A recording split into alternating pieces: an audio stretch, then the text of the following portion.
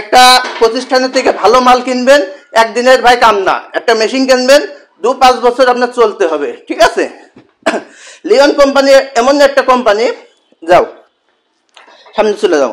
Leone company একটা এমনই company, যাও বেটে যাও, যা একদিনে ভাই এখানে আসেনি।